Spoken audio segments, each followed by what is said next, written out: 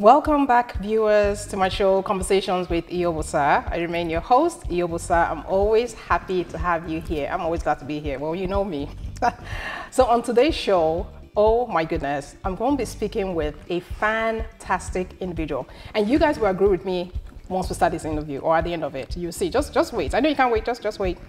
So, you know, on this show, Conversations with you know, with this show, Conversations with E12, is all about showcasing fantastic Nigerians, fantastic Africans who help to elevate the game, elevate the brand Nigeria, elevate the brand Africa, using their platform to change the name of the game. We have featured guests on this show who have contributed immensely in changing the perception of Nigeria, in changing the narrative. The guest on today's show has literally taken this up a notch. A notch? 20 notches. Today's guest is someone who has managed to prove that owning and running an African grocery store here in the diaspora with professionalism is not only possible, but doable, while giving back to employees and the community. I mean, that's huge. I personally call him an aficionado, one who is knowledgeable, enthusiastic, and passionate about what he does. And you will see that shine through. Meet Mr. Tunde Fasina. He's the founder and CEO of Wazobia African Market, one of Houston's largest African grocery store chains.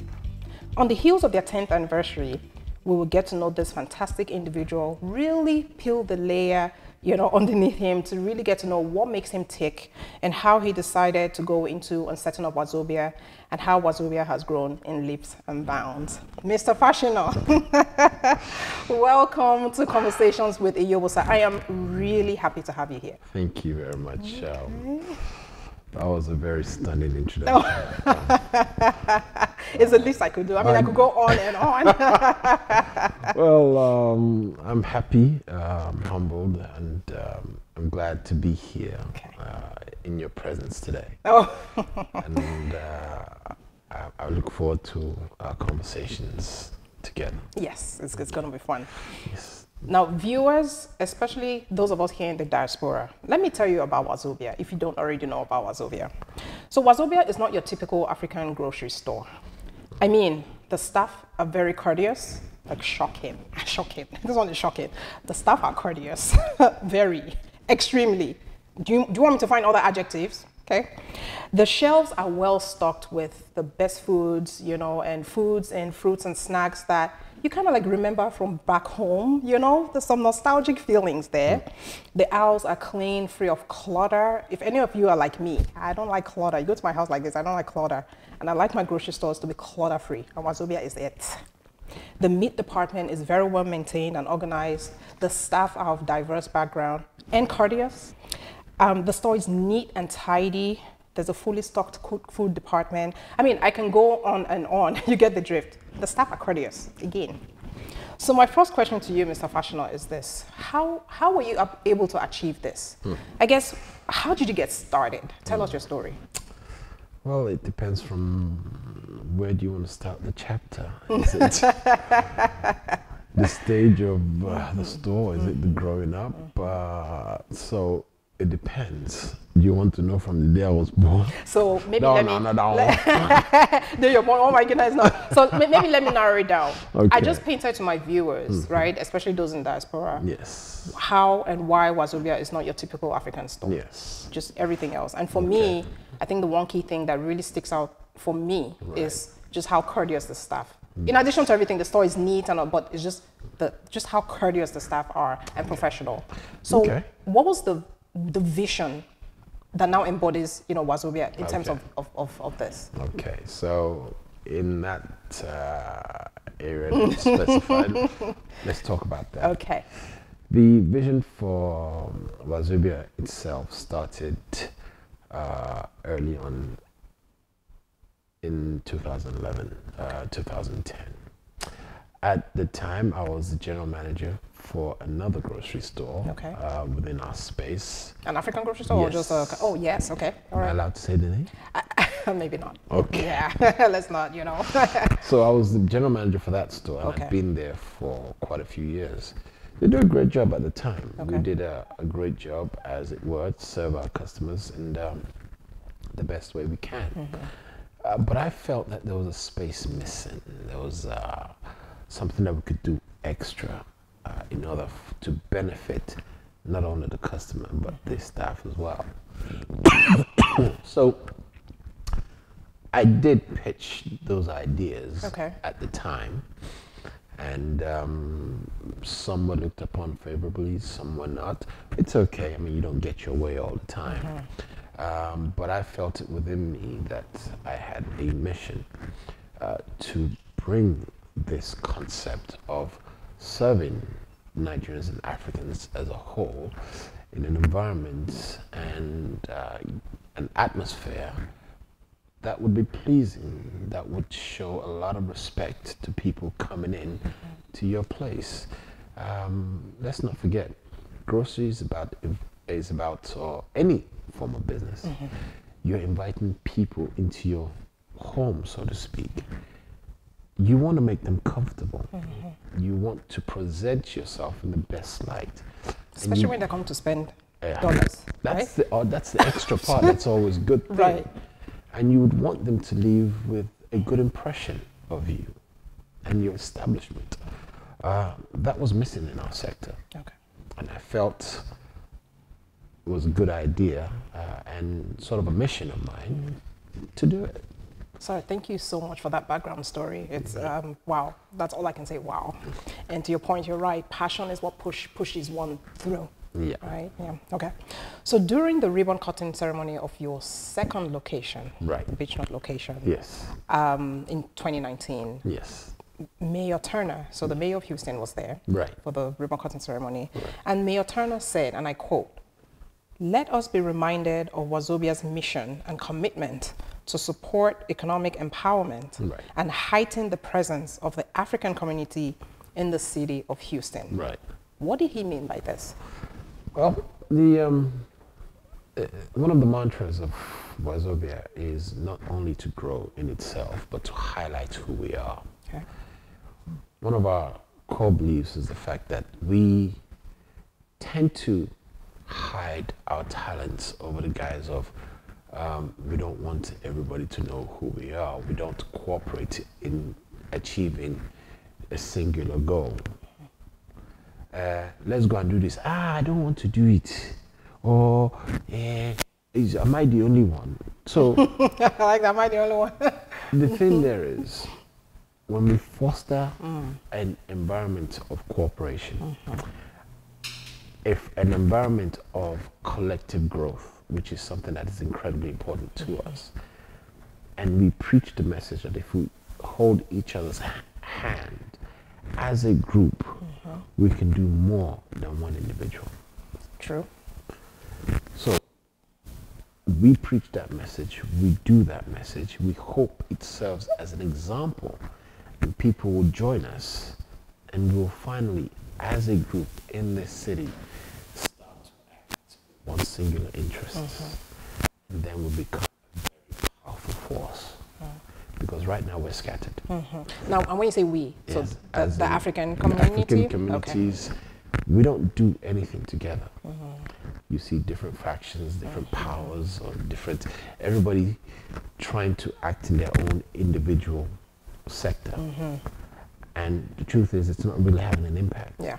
We see other groups, as in the Chinese, the Jews, as in the Indians. Yes. They act with one singular focus in mind. And they are the ones that are being felt, their impact is being felt by the cities. You see them on boards, acting out the wishes of their people. You see them in elected offices, doing things for them. I can't remember the last time that we saw one of ours in an office of influence. Yet, we constitute a good measure of the Houston community. So we will preach, we will act, we will do in order to get other good people, because in order to get other people to join forces and do something great for us. Collectively, right? Collectively. Yeah. the thing with something I believe, and I said it to my people yesterday, is there's nothing that we cannot achieve if we really don't care who gets the credit. You did say that, and I liked that. Can you expand a little bit on that? You're just saying, okay. The thing with that is, a lot of times what stops us as a society is our individual egos. We find that if we contribute $1, we want the entire world to know that that $1 came from me. You take the credit, right? Is that what it is? It's a big thing with us. And it's actually, it's sometimes a point of negotiations that literally brings us down. I'll give you an example, is I've been told, not that I've witnessed, that we have certain individuals, they say they go to a wedding of some sort, and they have God knows how many titles, doctor, pastor, all of that one. Ambassador, princess, all of that. If you don't reel out the whole, if you don't 8 reel out titles, the whole thing, they get annoyed. Come and pray for us. I forgot one title. The man will refuse. Now, are you serious? Please don't tell me that you have never heard of it happening. Or maybe a man comes in that believes that he has a high status, or a woman comes in, and for some reason he's not sat at the head of the table. It's a source of annoyance.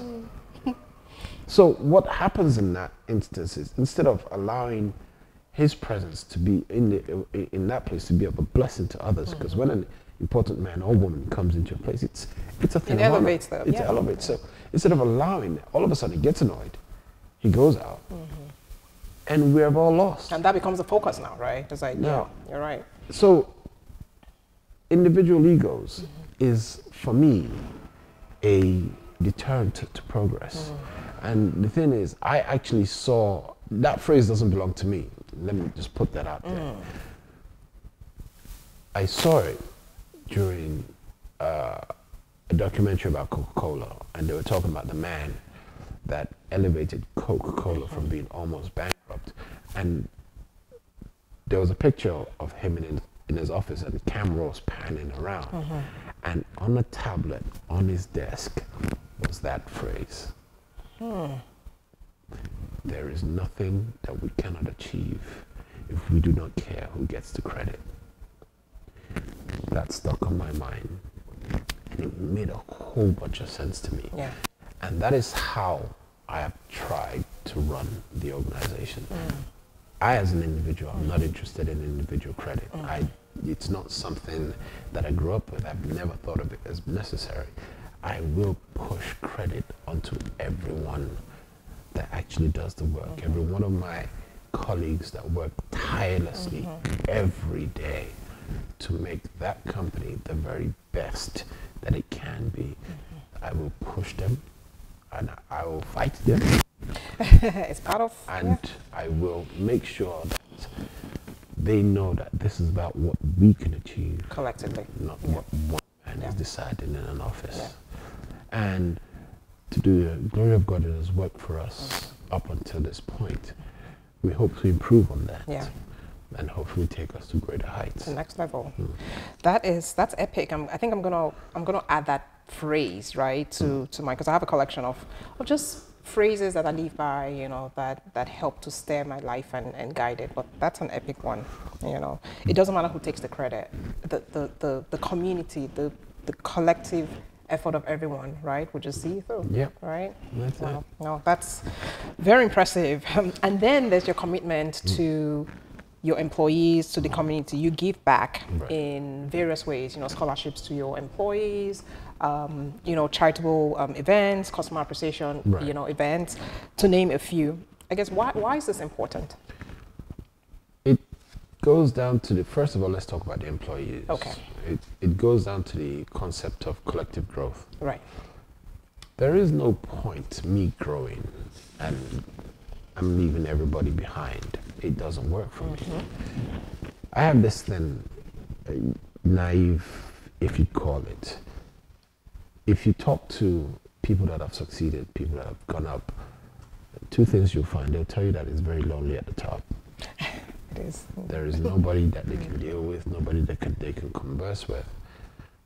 And they live a caged existence. Yeah, they have all this money, but the truth is, who really do they have?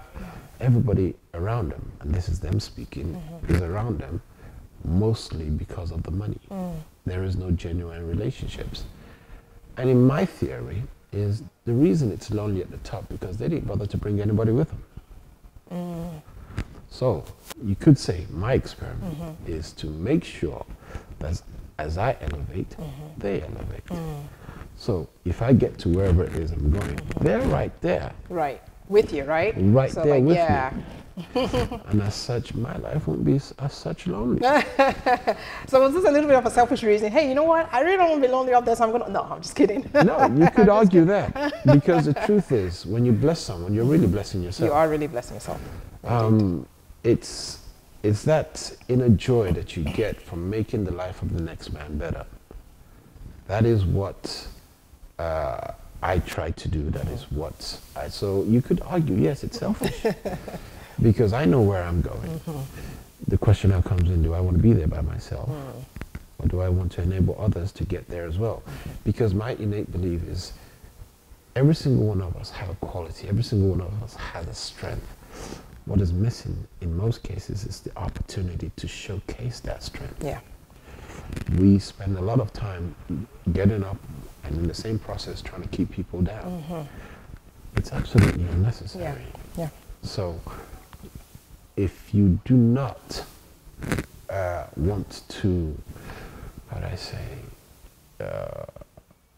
oppress others, if you do not want to lord over others, if you do not want to even fulfill the true happiness that life brings, then continue to keep them down and think that, okay, you have money, you have power, you have influence, and think that's all there. Right. That's all. But when you do have this money, you do have this power, you do have influence, what exactly are you going to do with it? So to whom much is given, much is expected. Very much expected. Now, is it possible to go up another way? Yes. I mean, history has showed us that it is. You can oppress people and be okay. The question now comes in, are you really happy? If you are, hey, all well and good. That's what floats your boat. Right. If you're not, and that's for the most of us, why not try another way?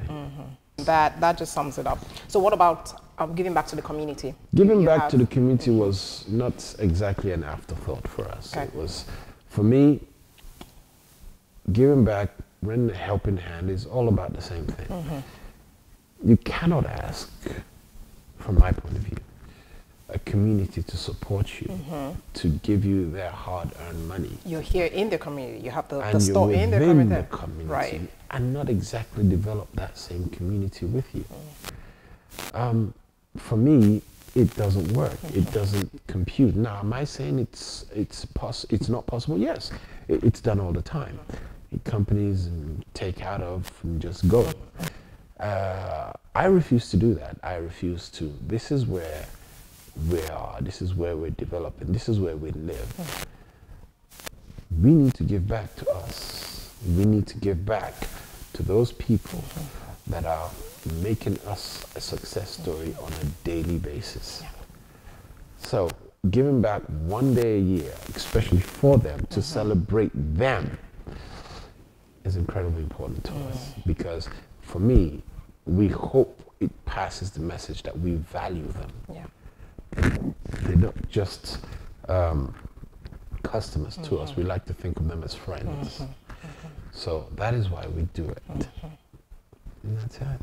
And viewers, it's when I say this is how they do it. It's not just empty talk. He's talking about, right? It's all about the community. So he's in it. Wazobia is in this community, right? He employs people of diverse backgrounds. So if you walk into his store, it's not just Nigerian, or it's not just employees of Nigerian descent, or of, there are employees of the Hispanics, who work in the store. There are employees of other African countries, I mean, it's just And you look at it, you're like, but of course it makes sense. He is in this community, he's serving this community, he's employing from the community, he's giving back to the community. And what he talked about, the customer appreciation event, I mean, that's like it's a huge event you have like in the summertime, you know, at the park. Children come in, they have a fantastic time, the employees, friends, family. It is amazing. And now you understand me when I say this man has taken it up 20 notches, not just a notch. I mean, it's super fantastic what he does. Thank you so much, Mr. Fasina. Thank you. We really appreciate it. Congratulations on your 10th year anniversary. Yes. I'm sure it just flew by like a, kind of like a blur. Oh, yes. Like a blur. You're like, wait, what? Yes. I blinked and it's 10 years. Yes. You've expanded to a second location. Started off with one location, expanded to a bigger second location. What's next for Wazobia? I would say in the next maybe 2 to 5 years, because now that you have set this precedent, you have elevated the game. You best believe that people are watching, right? Yes. People are watching. People are like, hey, wait a minute. If he can do it, I can do it too, right? So if there isn't already competition, there will be competition. So for the next 2 years or 5 years, how is Wazobia going to continue to be positioned to lead the pack? Well, that's a very good question. The one thing about the Wazobia is we never stop developing. We do not believe that we've gotten to a stage and that's it. Yeah, like, oh yeah. No. Yes, we've arrived, you know, this is it. that is not something that sits well with us. We're always improving.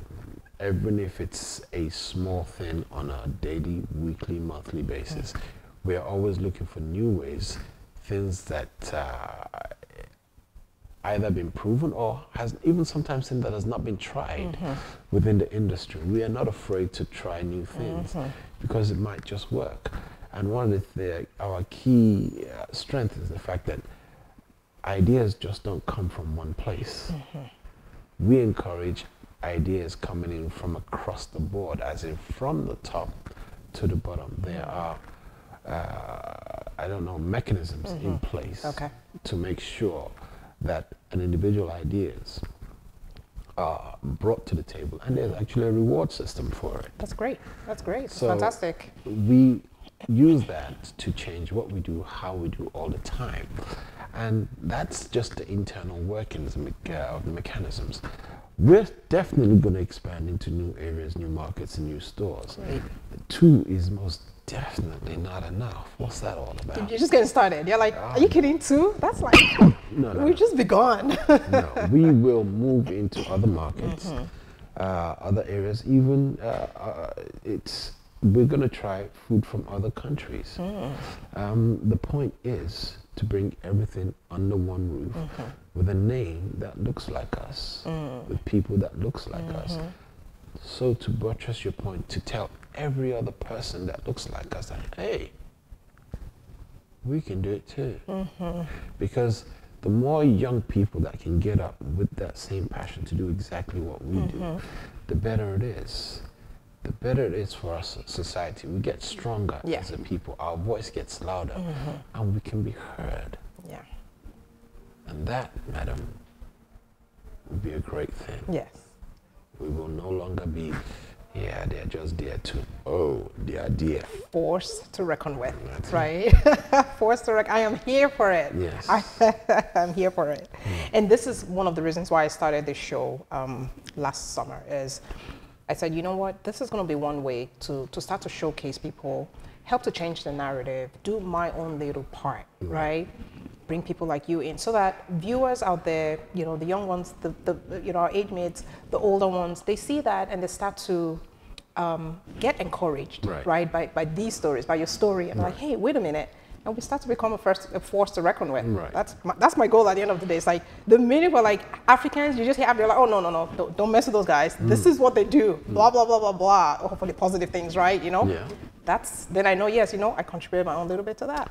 Amen. And I hope it works out. Yes, it will. It will. Okay, so to wrap up this interview, I have a very final, important. So this is the most important question of this interview, to me, in my mind, and I'm sure you agree with me. Where's the jollof rice? I know you have you know, you've got, so in addition to the store, guys, I didn't even tell you this. In addition to the store, they also have a food, you know, kind of like a restaurant, you know, concept. I know in one location you have a restaurant, the other you have like you know, where you're building out the restaurant, which is where we are. Which is where we are. And they sell the food, guys. I mean, you know, we're all about food. All about, I mean, so please, the very important question, where is the jollof rice, the chicken and the dodo? No, it's coming. It's coming, eh? It's coming. It's Okay, coming. okay. I just had to put it there, you know? It's coming. It's coming. You know, say we must talk first. Okay. Get the seriousness out of the way. But this is serious business, though. Are you kidding? Some people say this food is... The thing is, with everything that we do, we work hard, which is what we are doing. And then we come and play hard. So that's what we will do, and we tackle that one. You know, say after we tackle food, it's not sleep remain. There is sleep. Let Paji set in. Let's tackle the work. And okay, they should bring it. I'm ready. I'm ready. You are ready? I'm ready. Okay, no problem. We'll bring it. Okay.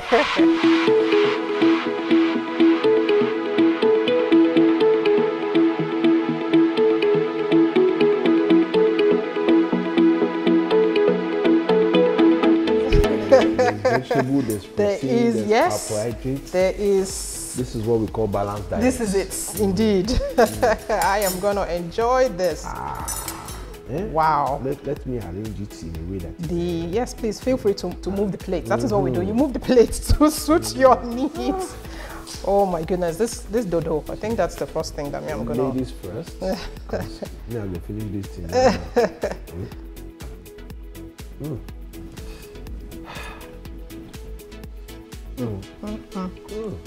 Yeah, that is good. Sorry, are you guys in the background? No, see there.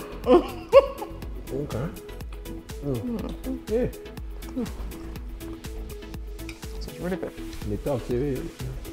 So what was I guess while we're eating this, maybe just one more question. I know Yes. I said that was the last question, but Yes. because you started with the grocery store, Yes. but then at some point you said let's tag on the restaurant or the Yes. food department. I guess why, you know, how did that come about? That actually came by accident. Okay. The truth is. Sorry, I'm preventing you from eating now. It's all good. It's go still there here. The concept came from when we opened the first store. Now, let's first look at the way the original idea was to have a food court within the restaurant. That was the original idea. Okay. Which is not uncommon, as you find a lot of large grocery stores have a food court within the restaurant. The grocery store? Yes. Okay, we don't know. So within the grocery store, store. I do apologize. Okay. The food court within the grocery store. But when we took the first store, right next to us was a restaurant. Oh. And it was empty. Okay. So at that point, I was having a conversation with the landlord, and he goes, I suppose that you're going to want this place as well. And in that instance, I thought, yes, I'm going to capitalize on it, yeah. I'm going to want this one. And let me tell you about the graciousness of that man. I've never met anybody like him. He held onto that restaurant for a year without taking a penny from me. This is after you told him, yes, I want it? Yes, after I told him yes. He held on to that restaurant for a year. But didn't have the money to pay him? Or? No. Oh. I didn't have the money to pay him. So he held on to it for a year. And after 1 year, he came to me and said, can you afford to take it now? And I did. Wow. So that's where grace. You know what they say, that when you're resolute and you have a focus, right, and you have that goal, people are placed on your path, right? The Almighty does that, puts people on your path to help facilitate it. Oh. You just will for it, and it just, you know, It did that. So when we took it, it now became a natural next step. And ever since we have seen it work, it now added to our business model. We get a store, we get a restaurant right next to it. And that's exactly how we're going to be going moving forward. Lisa, please eat. That one. This, Okay, no vex. please eat. This is fantastic. No vex. Yeah. Wow. It's been fantastic having you on the show. Just being here. Not because of the, I mean, guys, it's been fantastic being here. I won't lie. Okay? You see this food? But food apart though, just hearing of the Wazobia story, how you started, the catalyst, the impetus, just all of that.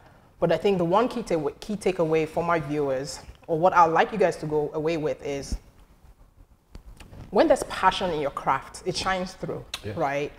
We should always do everything possible to elevate the game, whatever game we're in, right? We're all in some game, right? Be it you're at work, you're a corporate professional, right? You have a business, you know, such as Mr. Fasina, you have just whatever it is, you're a fashion designer, you're a food blogger, just whatever it is, right?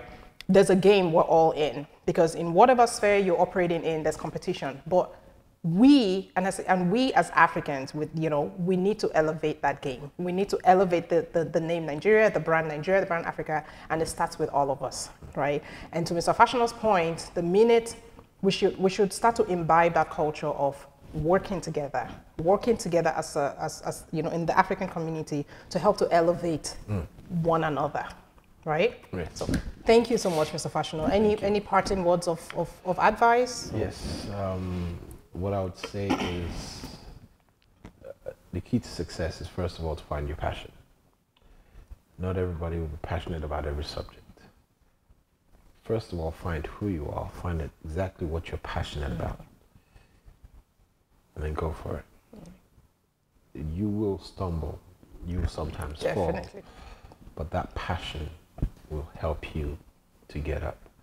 And then once you've done that, and you found your passion, the next thing is to pray for grace. Pray that the Lord shines upon your work, upon your passion, to make it what you envision it to be. And don't give up. Don't give up. Don't give up. Nothing works if you give up. You get 100% of nothing if you do nothing. Indeed, 100% of nothing if you do nothing. Yes. Keep at it, guys. Yes. Keep at it. Thank you so much for your time. Guys, this has been fantastic. Thank you for joining me on the show. Thank you for joining Mr. Fasina. If you haven't subscribed to my show, Conversations with E12, I think I want to send, because I've sent my mother after you. Do you understand? I've begged you people, you know, as I have knelt down to greet you people. I don't know what else to do, but seriously, this is the goodness of Conversations with Yobosa. Go subscribe, like, share the episode. This is what we're all about, the goodness. I mean, if not even for us, the goodness of Conversations with Yobosa. No, well, and the next time on the show, I say you stay safe and have a super sparkly one. Bye now.